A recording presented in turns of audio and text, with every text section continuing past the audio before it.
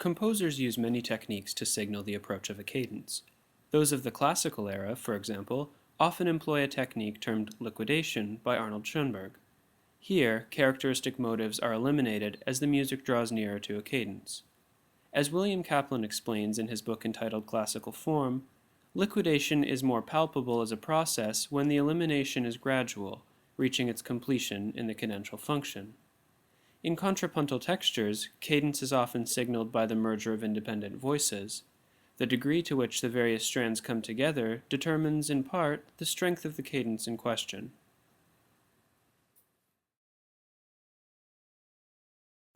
Examples of the first type, liquidation, can be seen in the finale of Beethoven's Opus 10 No. 1 Sonata in C minor.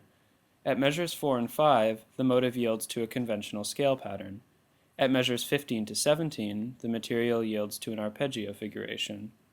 Although this is arguably not a cadence, it still serves a similar function in marking the form.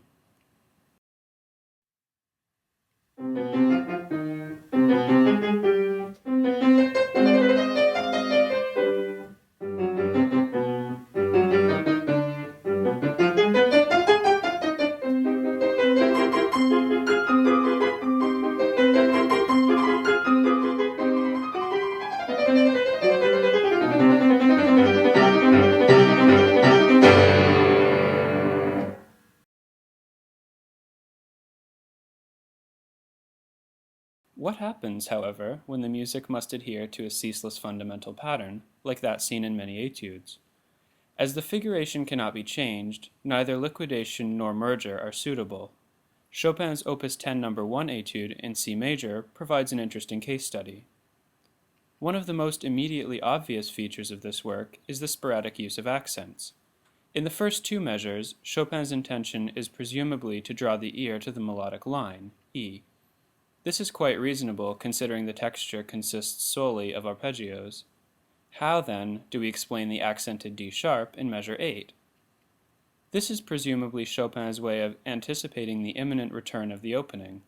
By breaking the established melodic pattern, the D sharp signals the ensuing cadential arrival, which, in turn, elides with the restatement of the opening.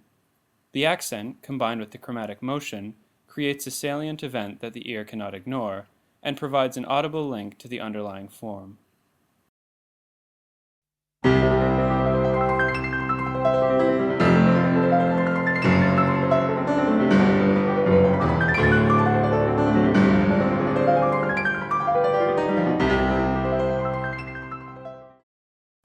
It is also worth noting the dual function of the D sharp. On a local level, it signals the cadence, yet overall, it guides the direction of the harmony. For instance, see how Chopin develops the implications of D sharp by moving to E at measure 23 to begin a circle of fifths sequence. This, however, is a lesson for another time.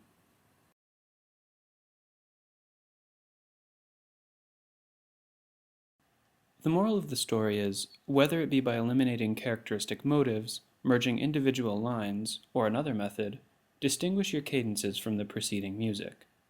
Failure to do so risks obscuring the formal logic, similar to a paragraph without clear punctuation.